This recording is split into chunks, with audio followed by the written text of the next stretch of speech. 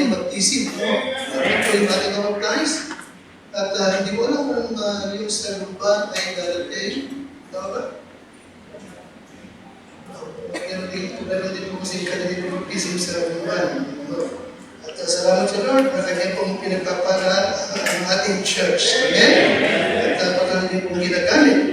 At salamat sa Lord sa mga miyembro na handang magpagal, no? Handang makapag-contribute ng kanilang pong talento, kaloob, para po sa ikatitibay at ikalalago ng church ng Panginoon. Okay? Now, hindi mo kasi ibabas mo 1 Corinthians chapter 1. 1 Corinthians chapter 1. Kaya sa atin, no, sa Calvary, ay talagang simulat-simulat. Kaya ating pong binibigyan ng importansya ang church ng Panginoon. At kayo po ay ating talagang ino-orient na ito po maging priority nyo sa inyong buhay. Ha? Amen? Oh, kasi walang paglago kung walang church. No? Walang victorious Christian life kung wala ang church ng Panginoon. Amen? At walang abundant life. No? Abundant life. Kaya pangako ng Lord sa 1 John chapter 10, verse 10, kung wala ang church ng Panginoon. Believe me, Christian. Believe me.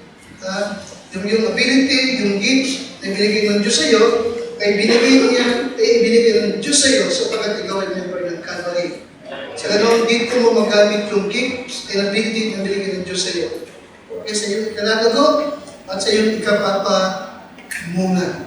Don't forget that. Magiging mga blessing na binibigay ng Diyos sa atin. Pinag-bless ka ng Lord para maging blessing ka sa church ng Panginoon. Amen siya? Amen? Kaya salamat sa church ng Diyos na kanyang ibigay sa atin. Ha? Okay. Meron akong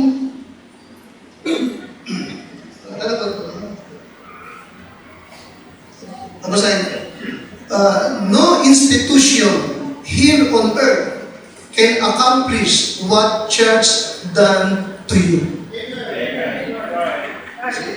No institution here on earth can accomplish what church done to you.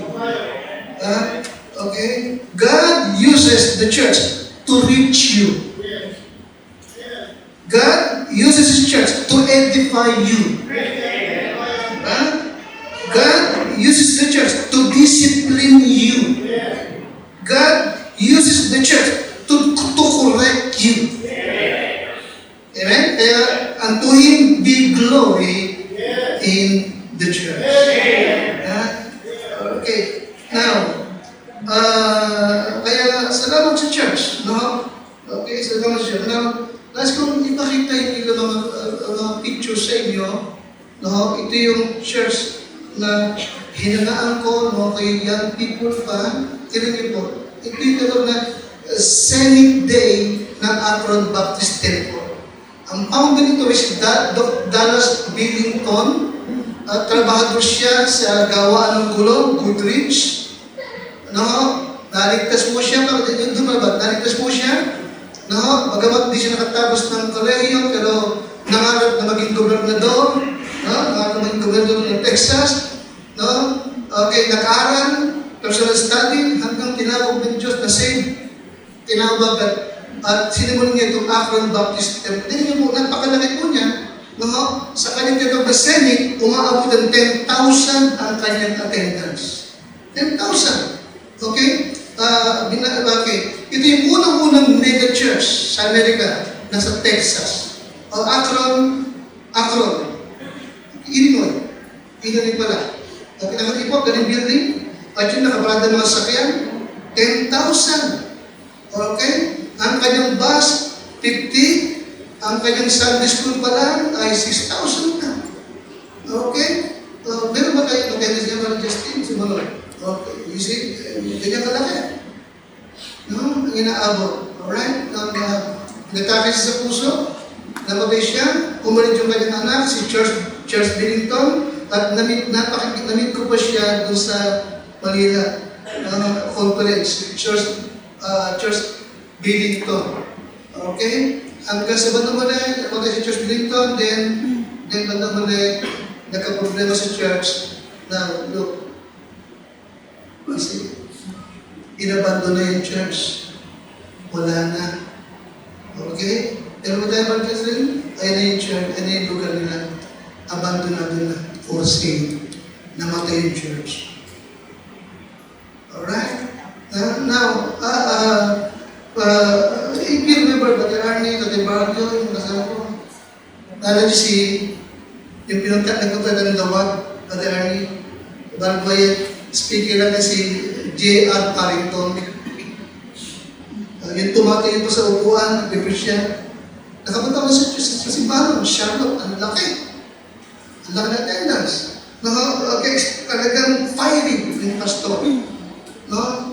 And then, marami siyang magagawa, marami siyang worker, marami siyang senior. No? Ang kanyang boses eh, Brother Ronnie. Ano? Now, wala na siya. Yung church niya, simbahan na ng mga negro. Puro black na ang yun. Wala na ito siya. Right. Then, sagot siya wala. Alam niyo ito, madalas akong mag-Christian. Amen? Nakasama ko si Andy, nakasama ko sila anak pa, sila boy, takapunta ka ba dito? Sabi na wala. Di ba? Wala na yun, di ba? Wala na ito. Okay, wala na siya. Okay, wala na yung pastor, wala na yan. Hindi ko alam kung tatawagin yung namatay yung simbahan. Okay? Yung mga remnant, yung mga natira, nasa lugar na lang, nasugar na lang, ginawa ng gawin ko Antipolo. Meron isang miyembro doon na nagpagamit ng lugar na wala ito. Okay? You see, I mean, talagang may kaaway na ang hangad niya ay talagang umatay ang church. Okay? Meron ba na? You see? Maganda yung building nila na, kaya hindi yung church. So, it. Okay? Pero sa isang kadahilanan, nawala sila. Alright? Now, don't forget something. Yes, the Lord loved His church. Alam natin yan. Okay, ang church ang kanyang body. And according to 1 Timothy 3:15, the church is the pillar and ground of the truth. Ito yung disposal ng truth. Mean to say, okay, dito in-introduce yung kanyang salita upang ipangaral ito, ituro ito. At ito yung institusyon na kanyang ginagamit upang abutin ang mga tao, maligtas, at yung nasa ibisman, tumibay sa pananampalataya, mag-disciple, madisiplina, at lumago. Okay? Pero wag natin kakalimutan ko rin. No? Satan wants to kill the church. Amen? Amen? Kasi yung head ng church ay sino ang nakalakas? Si Christ. Liwanag ba? At alam niyo siya dahil hindi niya kayang matalo ang Panginoon. Amen? Amen? Ibig sabihin, ang Lord ay invisible na sa heaven. Diba namin? Pero yung kanyang body, visible. Tama? Visible. Buhay. Nandun sa lupa. Amen? Kaya sapagat hindi na makagawang atakihin yung head, si Christ. Anong atakihin niya? Yung body. Amen? Yun ang kanyang sasaktan. Alright? Yun ang kanyang talagang gustong papatayin. Now, not naman yung Christian. Lagi natin tagandaan. Pare-pareho. Ako, lagi ko rin sa puso ko. At ibig ko rin talagang laging ipaulawa maging sa aking pamilya. Okay? Satan wants to kill the church. Kagaya ng Calvary. Alright? And he will use people. Tao ang kanyang gagamitin. Okay? To carry out yung kanyang evil deeds. Amen, Christian? Amen? Now, dahil ito, lagi na yung tatandaan, he wants to use you. Amen?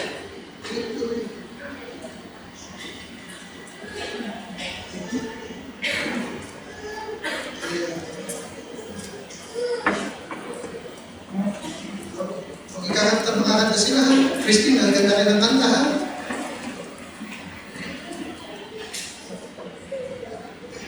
Alright. Now, sapagkat nais ng Diablo patayin ng church, no? At tao ang kanyang gagamitin, nakikinig ka sa akin? Amen? Now, listen ka muna, be aware, Christian. Okay, Satan wants to use you to kill the church. Amen? Amen? And Satan wants to use me. Kahit ako, pwede niya gamitin. Di ba naman?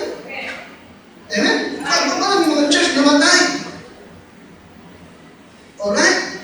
At ang isang kanilang mismo ay iwan. Mismo misa na kaya is what? Yung leader naging problema. Alright? Okay? And he wants to use your family to kill the church. And he wants to use my own family to kill the church. Okay that? Now, ang Sardis, sa Revelation 3:1, ay dead church. Sabi ng Revelation chapter 3 verse number 1, tungkol sa Sardis, thou hast a name. Nakikita? Revelation 3:1, thou hast a name. Alright? Tinutukoy ng Lord yung Sardis church, thou hast a name. Okay? That thou livest. Ay, sabihin, itong Sardis ay dati natin na well-known church. Gaya ng Akron Baptist Temple, gaya ng Patubay Baptist sa Pasig City. Nakikinig ka sa akin? Amen? Gaya ng mga church doon sa lugar ng Cavite, may pangalan. Amen? Kilala. Sikat. Matatawag. Alright? Thou hast a name that thou livest and art dead. And art dead. Yung kanyang kasikatan, yung kanyang power, nakikita sa akin, history na lamang. Hindi ko sana tayo pare-pareho. Magiging tayo na huwag mangyari na isang araw ay maging kwento na lamang tayo. Amen? Nagamit natin, meron niyang Calvary Bible Baptist Church. Powerful. Amen? Fiery. Amen, Mr.? Productive. Ang mga member talented, gifted. But they are gone. Ano mangyari? Amen, Mr.?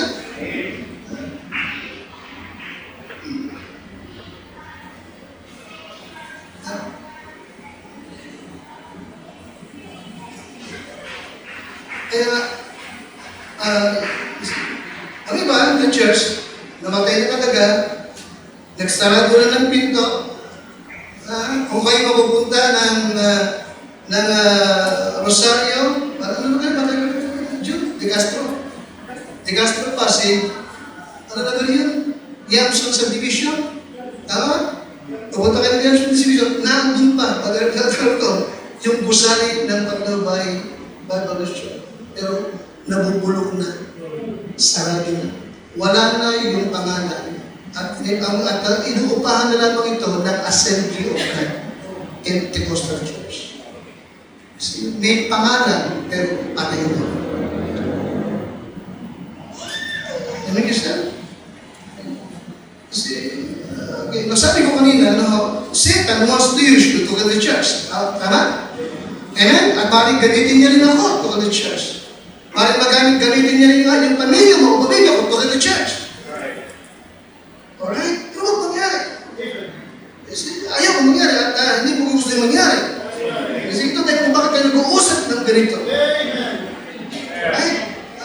Kasi kaya nga, hindi kong tama tayo sa isip sa trade, how to kill the church. How to kill the church. Panginoon, ako po yung patubay, mahal ng Diyos. Upang maibahagi ko, maideliver ko ang salita mo na siyang kalooban mo upang kami po'y maging mapagbantay, maging maingat, upang ang Diyos mo ito, Lord, ay abutan mo pa.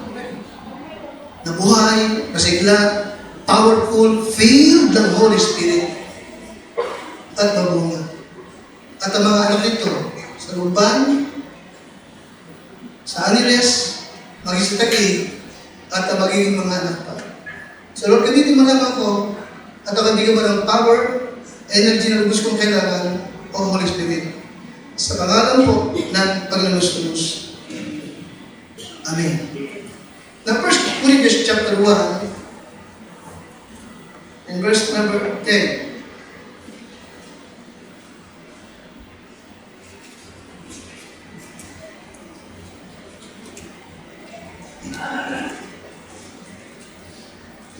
Read chapter 1 and number 10. Okay, kung kayo pinarya na, ay atin po sabay-basahin, verse number 10. Hindi na kayo?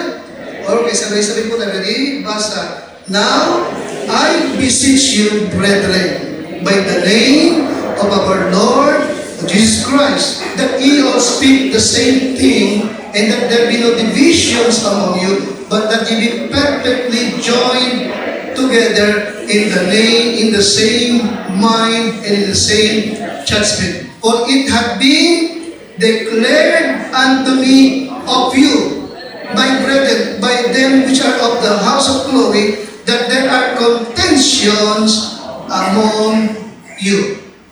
Now, how to kill the church? How the devil kill the church? No? And if you want, kung ibig mo napatayin ang church, no? Narito ang mga kaparaanan, no? Na ginagawa ng diablo upang kanyang patayin ang church ng Panginoon. Number 1, ready kayo? Kill unity. Okay? To kill the church, number 1 is what? Ano na ba? Kill the unity. Amen, isa? Amen? Unity ang isang kalakasan ng church ng Panginoon. Unity ang isang din, ang pagbagat ng church, pinupuspos ng Diyos at pinagpapala ng Diyos. Unity ang isang din, ang pagbagat ng church is what? Fruitful, productive, effective. Amen? Godly. Alright? Now, to kill the church, kill unity. Alright? Sabi ni Pablo, no? Okay, I beseech you, brethren, by the name of our Lord Jesus Christ, that you all speak of the same thing and that there be no divisions among you. Okay? Division speaks of what? Okay? Dissension. Okay? Agitan, away-away, kampihan. At present, sa Tagalog yun na. Okay, basahin na natin sa Tagalog. Teka, ngayon, ipinamamanhid ko sa inyo, mga kapatid, sa pagitan ng pangalan ng ating Panginoon Kristo, na kayong lahat ay magsalita ng isa lamang bagay. Kasi may pagtatalo-talo eh. May kanya-kanyang opinion. Nakikinig sa akin? Okay? I see, at huwag magkaroon sa inyo ng mga pagkakabahagi, kundi kayo malubos sa isa lamang pag-iisip at isa lamang paghakot. Alright? You see? Again, Christian, be aware. The first way to kill the church is by killing the unity within the church. Alright? At may tatlong paraan upang patayin ang unity sa loob ng church. Tatlo. Number 1, forget whose you are. Number 2, forget who you are. Number 3, forget your mission. Diba rin isa? Okay. Ano yung number 1? Pakalakas? Pakalakas? Alright. Sino ba nagmamayari sa'yo? Amen?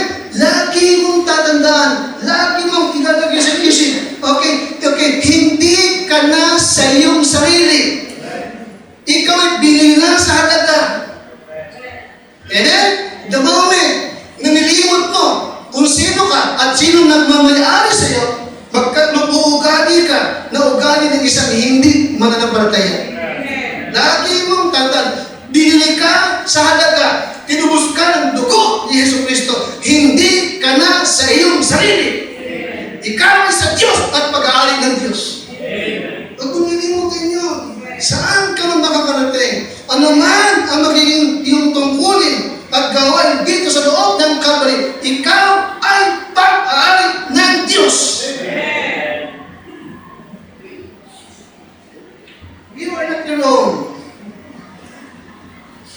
bilang ako ay tao ng Diyos, puprotektahan ko ang gawain ng Diyos. Amen? Iingatan ko ang gawain ng Diyos. Pagmamalasakitan ko ang gawain ng Diyos. Maaaring isang araw, magdamdam ako, magtakbo ako. Okay? May nakikinig sa akin. Pero yung pagkaramdam ko, pagkaramdam ko, hindi importante yun. Ang importante ay ang gawain ng Diyos.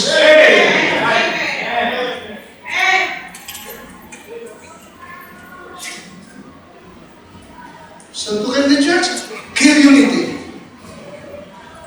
Amen? And forget whose you are. Ano yung pangalawa? Forget who you are. No, sino ka ba? Mula nang maligtas ka, Christian. As a Christian, you are God's representative here on earth. Ano ba ito? Amen? Mula nang masip ka, ikaw iwan, pagkataka, representative. Kinatawag ka ng Lord sa lupa. Maliwanag ba? Tinawag kang Christian. Bakit? Because Christ is in you. Tama? Siya ang dinadala mo. Siya ang pinakikilala mo. Nakikinig ka sa akin? Kalimutan nyo. Okay? 2 Corinthians 5:20. Now then we are what? Ambassador ni Kristo. Amen? Ambassador. In Matthew 5:16, we are what? Kayo ang ilaw ng sanlibutan. Ang isang bayan sa ibabaw ng bundok, hindi maitatago. Okay? Kaya nga, not to keep the church, kill unity. Okay? And to kill unity, forget whose you are. Pangalawa, forget who you are. Alright? The moment na nilimot mo yun, at mamumuhay ka naman sa sarili mo, dala mo yung emotion mo, alright? Okay? Mag-uugali ka na talagang parang hindi ka mananampalataya. At nagiging kasangkapang-kapa ng Diablo to kill the church. Gusto mo isang managtabulag, di maraming beses. Isang basta na nadadala ka ng emotion. Emotional ako eh. Higakin ako eh. Nakikinig ka sa akin. Madama lang tumitingin sa paros ko. Tatlong taon to. Hindi naman doon eh. Bungit-bungit sa paros ko. Yung huli nabigay sa akin sa paros, ng 20.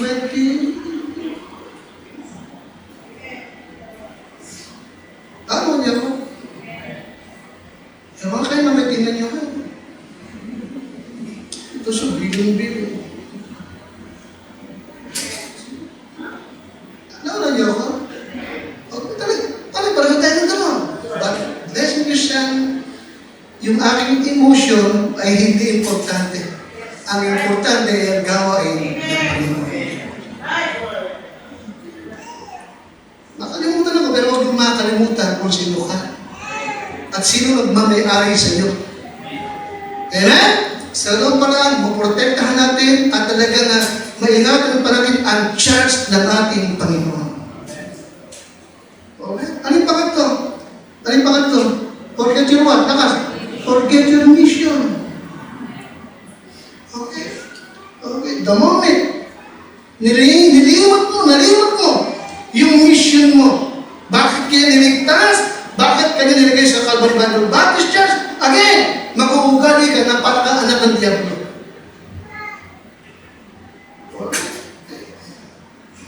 Ano ang ating mission dito sa lupang ito? Ano ang ating mission? To win the lost at any cost. Paliwanag ba? Now, listen Christian, listen carefully. Okay, salamat sa Diyos. Wala tayong problema ganito. Pero maraming mga churches, ang kinikriticize yung pastor mismo. Nakikinig kayo? Maraming mga members church, ibang church, alam na dito. Nagtingin sa pastor nila, ay kala mo empleyado nila. Kala mo nagtatrabaho para sa kanila. Alright? Nakikinig kayo? Nabiling ni Christian, ito ay bunga kapag ang church ay hindi soul-winning church. hindi abala sa visitation, hindi abala sa soul winning. Kaya ang pinagkakabalaan ay laging nakapokus doon sa nakatayo. Amen? Gusto pa rin din naman siya ni Pastor. Wala kito kung bibili siya. Ano bibili mo? Gusto ko kumain na siya. Nagja-jollibee ka. Ako na magja-jollibee. Ikaw lang ba? Kakasawa naman. Diba? Mag-ampis na rin tayo. Amen? Masarap tahalo-halo po. Sa pagdalo si Emerson, may dagdag pa. Diba? Dahil nabawas yung Lord ko, may barbecue pa ako. Makabalik na ako doon.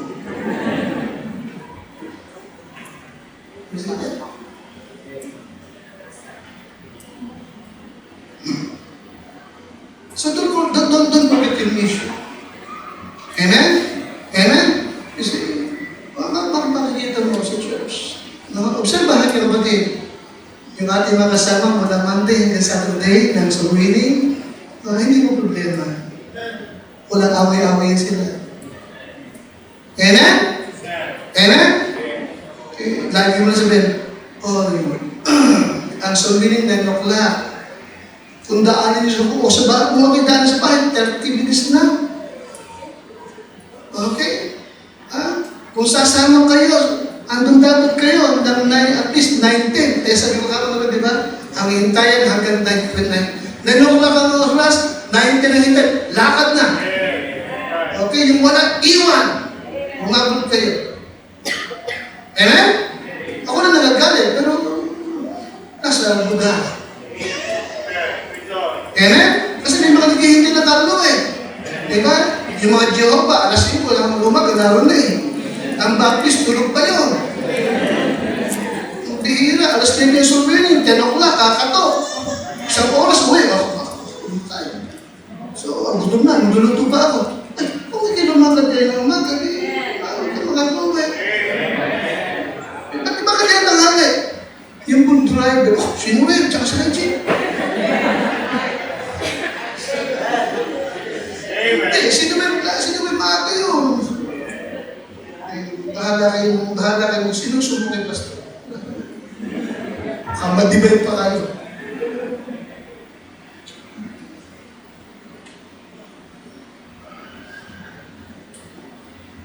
They have to build the church, kill unity. Alright? Okay.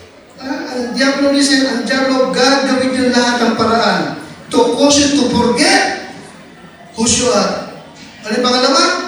Ibigyan limutin who you are. Ano yung pangalawa? Who you are. Ano yung pangatlo? Your mission. Okay. To destroy the ministry of the church.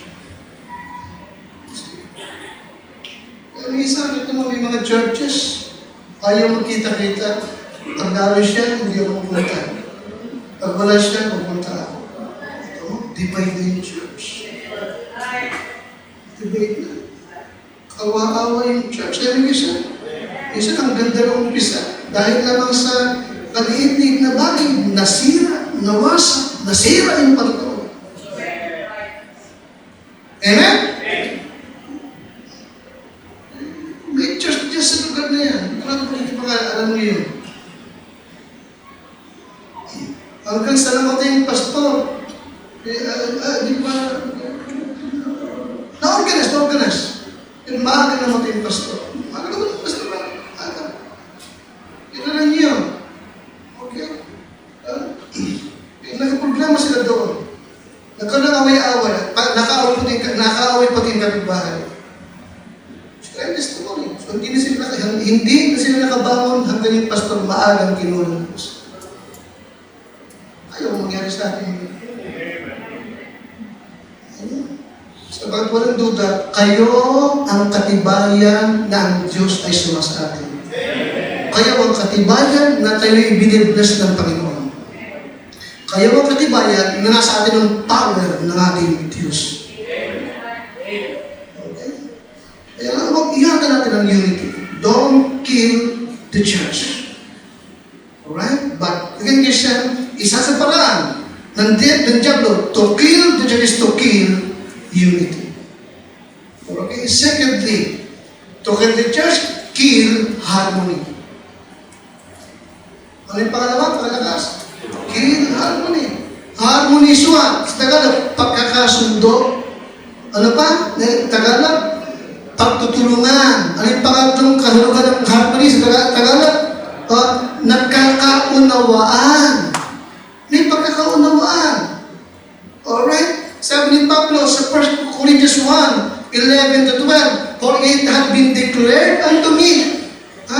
Okay? Sabagat napabalita ako. Okay? Alright. That there are contentions among you. Anong contention? Hindi pagkakaunawaan, walang pagkakaintindihan, nagkakanya-kanya sila. Okay, tanongin niyo sa mga nag-ulantin, ano lagi kong binabanggit? Coordination. Alam natin ang kilos ng ating kasama. Alam mo kung saan sila pupulutin at iba-iba. Alam mo kung anong oras daalis ang church, ang service, at kung anong oras daalan. Coordination. Naliwanag ba? May pagkakaintindihan. Alright? May pagkakaunawaan. Okay? Okay. Sabi ni Pablo sa verse 12, ano ba sabi ni Pablo sa verse number 12?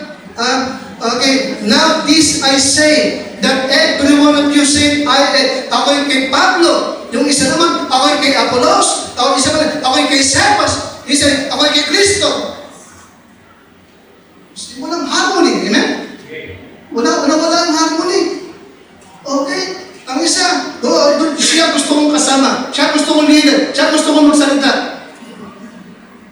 Di ba division na yun? Amen?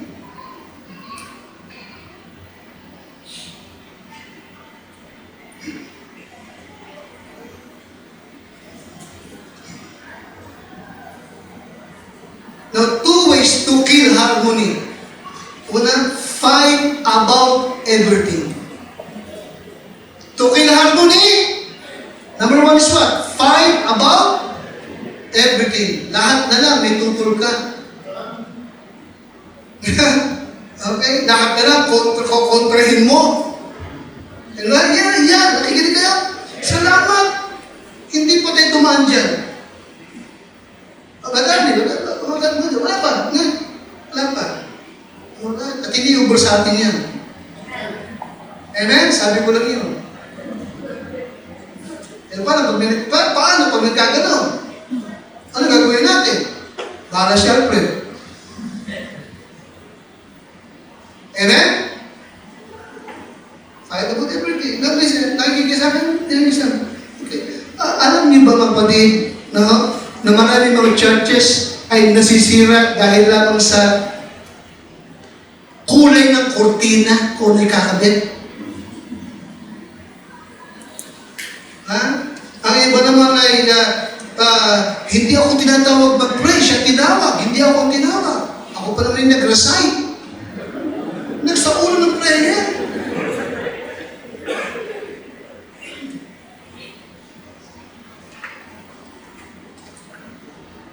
Hindi ka lang, si Brother Tom yata at alang kasama ko noon. Nung nakarang anibersaryo, hindi pwede ngayon, nung nakarang anibersaryo ni Pastor Banahan. Diba? Mag-anniversary sila, nakaproblema pa sila. Sapagkat mayroong isang miyembro na magaling magluto. Ano may ba ito? Madaalan ko sa lugar. Okay? Talaga siya yung nagtawag doon, nagkaroon na kayo sarili. Nag-volunteer ako. Sapagkat ako'y magaling na cook. At dumating nga sa person mo na talagang kumpleto ng gamit. Ang angat ng kotse, ang lahat ng gamit ng cook. At gabi pa lang, ginayat lahat ang gagayatin, ginayat. Gatong kinabukasan, yung talagang lutuan na, merong tumulong, at iba ang naging hiwa sa kamates. Ano ito? Alam yan? Nag-walk out ang buong pamilya. Hindi tumulong ng church anniversary until now, wala sa church. Dahil lang sa kamatis, mali ang gaya.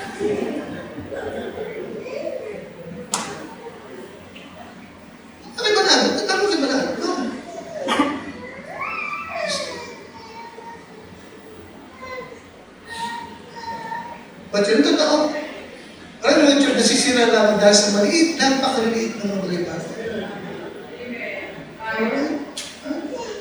The devil will use anything for us to fight about it. Kung hindi tayo mag-iingat, gagamitin dyan ng Diablo kahit maliliit na bagay para lamang tayo mag-away-away at masira ang harmony ng church. Nakalawan niyo ba ako? Amen? Hey! Mga nanay, mga tatay, ano madalas ang inyong pinag-aawayang mag-asawa? Isipin nyo. Madalas ang mga nag-aaway-away sa hindi naman napaka-importanting bagay. Hindi mo naman binaba yung takip ng, ano yun? Yung ito. Yung lalaki gusto nakasara lagi. Yung babae pagkalagay, nakanganga. Parang bibig ng lagi nakanganga. Iba mo ba ang pagkagamit mo? Yung lalaki, baba. Yung babae, taas. Maliit na bagay, nag-aaway-away. Yung toothpaste, ang pindot sa puwet. Ang pindot mo lagi sa leeg. Kaya minsan ang hirap sa iden. Totoo ba? Totoo. Hindi natin magtatanong dahil dun sa toothpaste. Magtigil na nga kayo.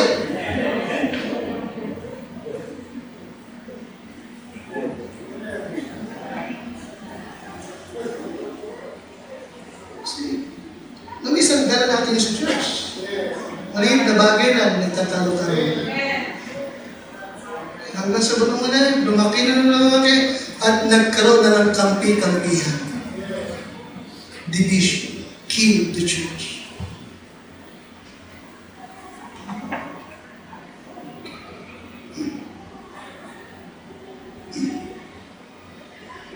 Ano yung pangalawa? Total harmony. Fight about who is in charge. Okay? Sino ba ang masusunod? Sino ba ang na-assign? Sino ba ang pinuno? Ibig siya? Amen? Sino ba masusunod? Sino ba dapat magbigay ng order? Alright? Now, listen Christian, ito dahilan kung bakit ang Diyos ay tumawag ng pastor ng church. Alright? Okay? Amen? Amen? Amen Christian? Ngayon, hindi ko naman ibig sabihin na mas magaling ako kaysa sa inyo. Hindi naman ganon. Ibala niyo, sapagat amen? Sapagat ako'y sumusunod din naman sa order na nasa galing sa ating Panginoon. Alin mo naman? Amen? Kaya lang, yun talaga yung setup ng Diyos eh. May pastor. Kaya niyo siya? Ako yun eh. Kaya ako talaga, I admit, inaamin ko talaga. Talaga, ano man ang maging problema sa loob ng church, okay, malaki ang aking pananagutan. At madalas, kasalanan ko, ako ang mali. Tinatanggap ko yun. Ako pastor eh. Amen? Kaya ano man ang nangyari, kahit bago ka magalit sa kung sino man na nalagay ko dyan, nagtikil man na, sa akin ka.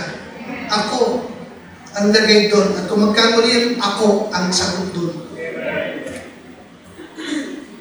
Amen? So to kill the church, kill unity. Alin pangalawa, kill harmony. Alright? Okay. If you want to kill the harmony ng Calvary, fight one another. Alright? Kaya yung unity, yung harmony, at maging, ito po'y hindi kusa nangyayari. Sapagat tayong tao, pareho-pareho tayo talaga, meron tayong sinful nature. Na madalas talaga, lagi tayong kontra. Di ba? Kasi, madalas talaga, lagi tayong gusto yung argumento, magtatalo-talo. Alright? Kasi, bagamat dati, tapos minsan dala pa rin natin yung ating lumang pag-ugali. Alright? Kaya sabi ni Pablo sa Ephesians chapter 4, 103, Ephesians 4, 1-3, I therefore, the prisoner of the Lord, beseech you that ye walk worthy of the vocation wherewith ye are called. Ilagay po yan? Oh, amen? Ilagay po yan? With all what? Lowliness. Kababaang loob. Ano yung sumunod? Meekness. Lowliness means what? Humility. Meekness means what? Power under control. Ano yung meekness? Definition? Power under control. Na magkamisan, kahit tama ka, nasa tutuwiran ka, magpapalaya ka. Maliwanag ba? Huwag na lamang magkaroon ng argumento. Mapanatili na lamang yung unity among the brethren. Sa bakit yun, ang higit na mas mahalaga. Kesa damdamin ko o damdamin mo. O kung sino man ang tama o kung sino man ang mahalaga, united tayo. Powerful tayo. Sabi sa verse number 3, endeavoring. Sino ba? Endeavoring. Sabi kayo tagalog ang endeavoring is what? Pagsumikapan ninyo, pagsumakitan ninyo, na maingatan ang pagkipagkaisa sa Espiritu sa tali ng what? Kapayapaan.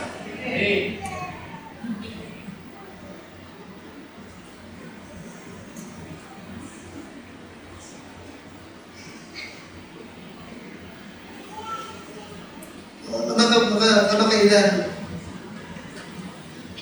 diba, lagi akong parang nagpapaan lang. Yung mamisa, may nararamdaman na ako, yung talagang pag-assistant mo ka.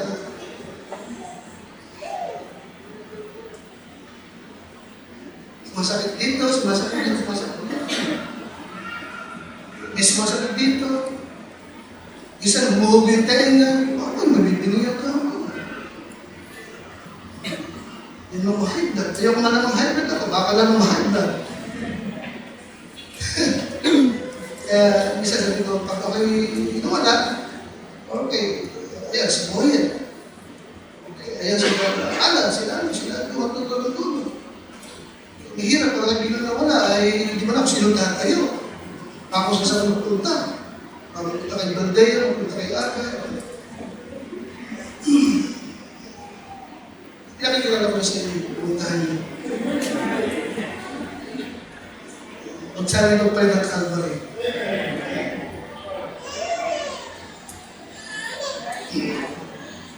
Mahalaga na pinapaalam na, di ba?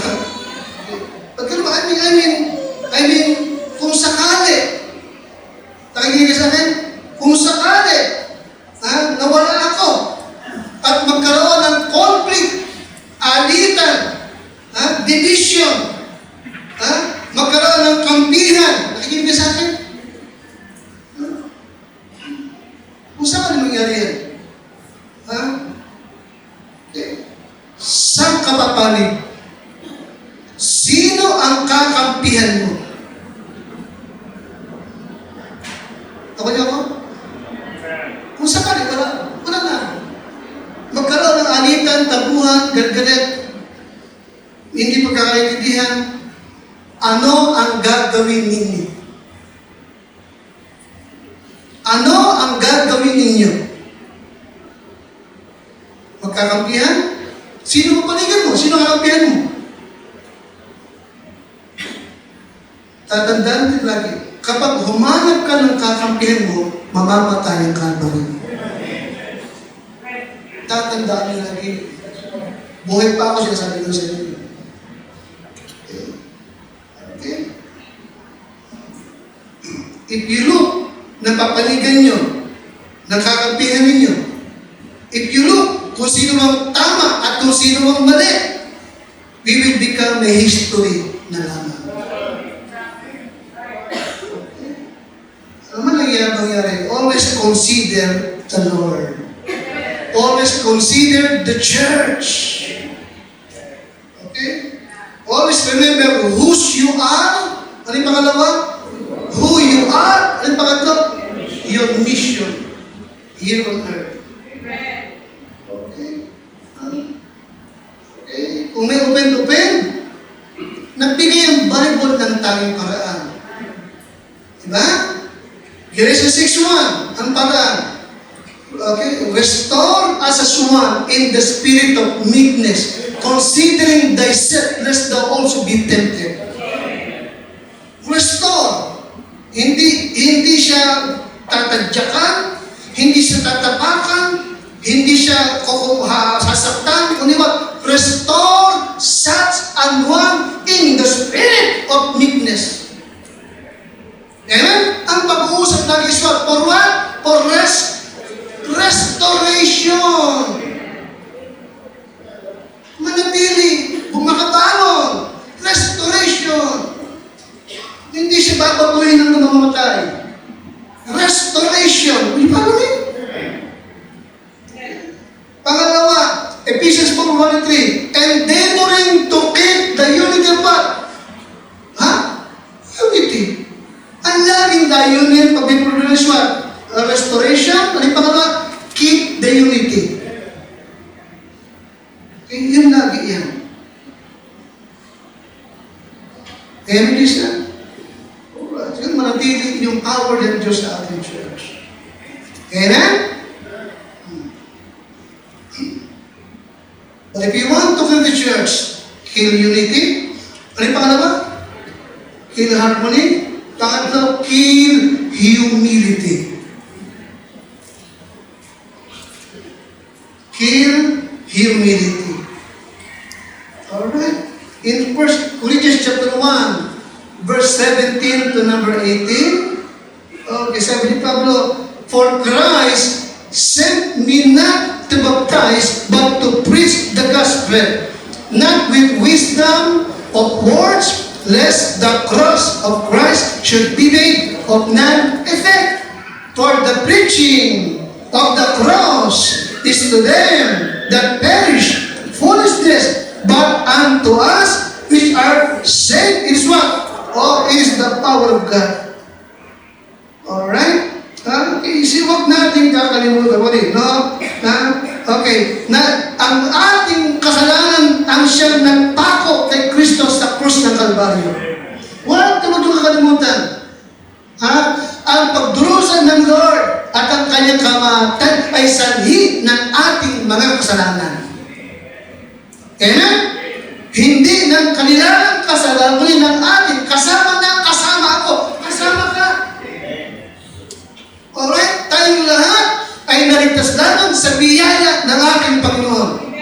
Wala sa nakikitang ganda, bango, buti sa ating pare-pareho. Amen? Wala lang siyang kadahilan. Wala siyang obligasyong pagpalain ka sa pagmagaling ka. Wala.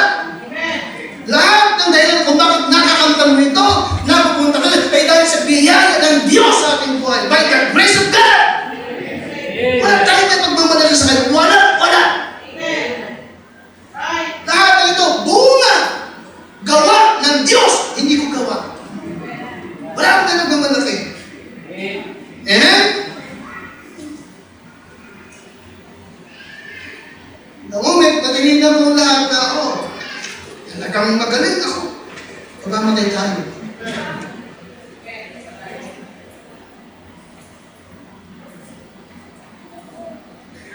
Kaya nga, nakikinig mo ba sa akin? Amen kasi, kaya nga, when God use you,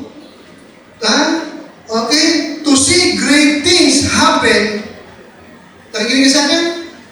Kung dumating ang time na ikaw ay magamit ng Diyos, okay? Upang ang Diyos ay makagawa ng dakilang bagay sa church nito, please, huwag natin kakalimutan. Who did that? Sino bang talagang gumawa niyan? And who gets the glory? Amen? Pakibasa po. When God uses you to see great things happen, please never forget who did that and then who gets the glory. Even the Apostle Paul, nagsabi, di ba? Amen? By the grace of God, I am what I am. Pero hindi rin ako, kundi yung grace of God na gumagawa sa akin. Amen?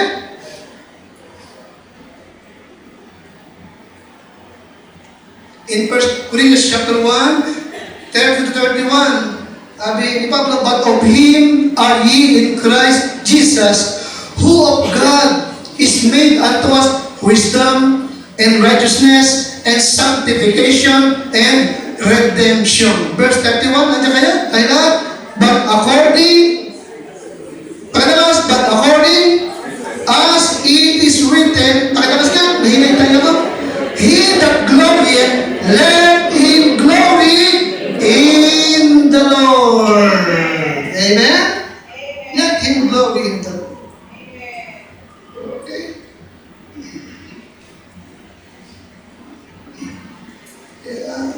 Yes, talagang nakikita ko naman, no? Ang ating church ay talagang pinagpapala ng Lord. Pinagpala at pinagpala niya. Dito sa Santa Cruz, hanggang sa Lumban at Angeles. Amen? Nakasisiyap isipin yung kami ng Diyos gumagawa sa atin. Amen? Binigyan tayo ng mga magaling na teacher. Ayan. Ang magaling yan. Ano si Jesus sa Lumban? King. King and King. Ano? Dito sa tapos din. Ang bawang paano ng mga musician. Ang kagaling, amen? Talagang panglaban. Ilalaban kayo mga yun. Okay, boxing. Diba?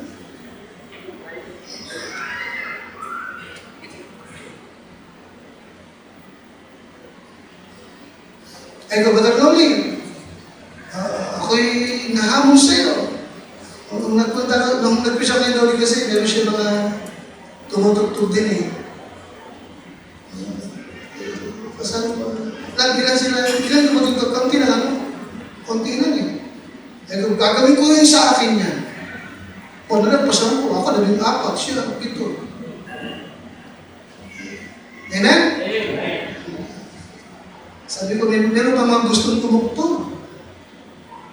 Andiyan pa, andiyan yung anak ni Glenda. Okay, mga anak ni Emerson. Tutugtog din naman. Okay, sino pa? Eto mga bata nito. Electric guitar.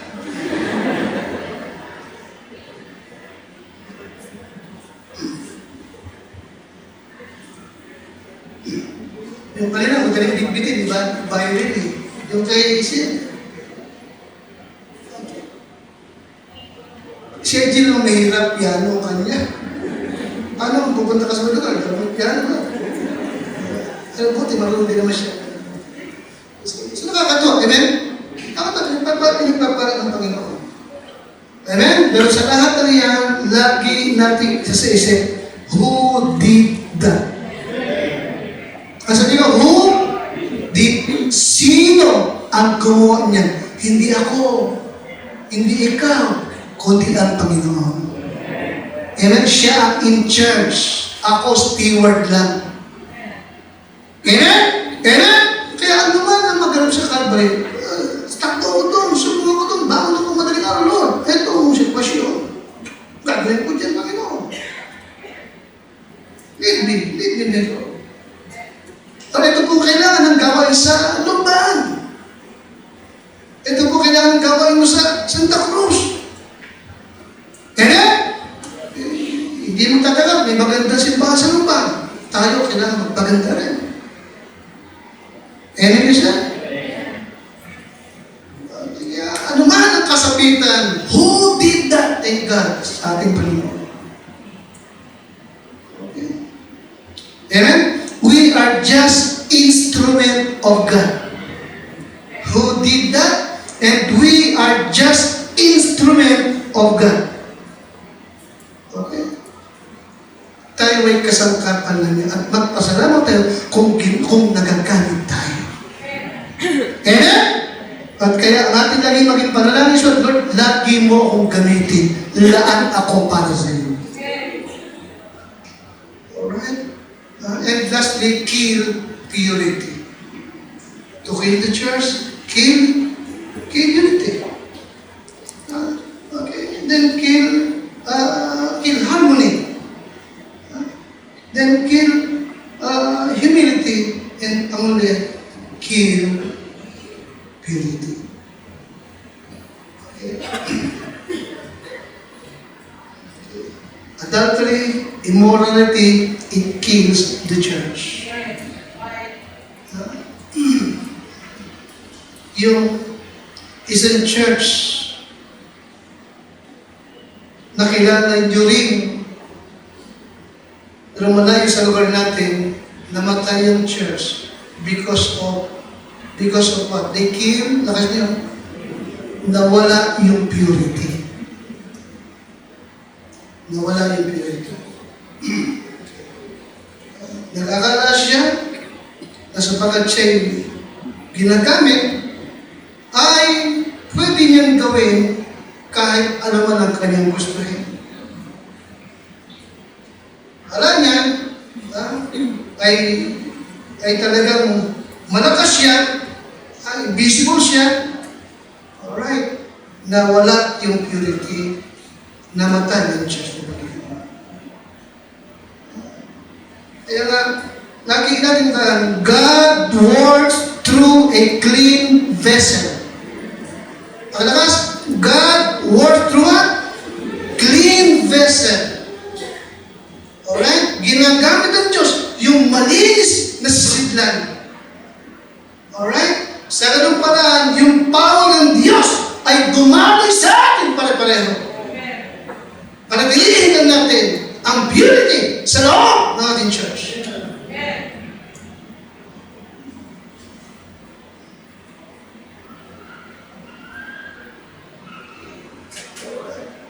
Panatili yung pag-iibigan. Amen? Kung mag-iibigan kayo sa isa't isa, gaya ng pag-ibig na iniibig ko sa inyo. Amen? Pag-ibig na walang kondisyon, tama? Walang kondisyon yun, tama? Hindi sabi, maglinis ka, ibig, no, kahit marumi ka, inibig ka ng Panginoon. Tsaka kanya nilinis ng kanyang dugo. Okay? At magpatawaran, magdamayan. Amen? Sa hirap at sa ginawa, magkakasama.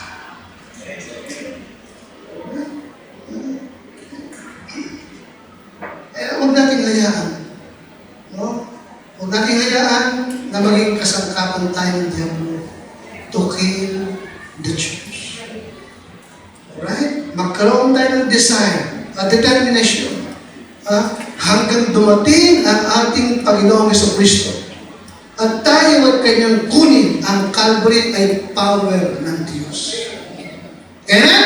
Kasangkapan ng Diyos upang makapagbimpalman ng kaluwag, makapagpatigay pa, makapagpalago pa, at mag-anak pa ng maraming mga churches at mission. Tumayo po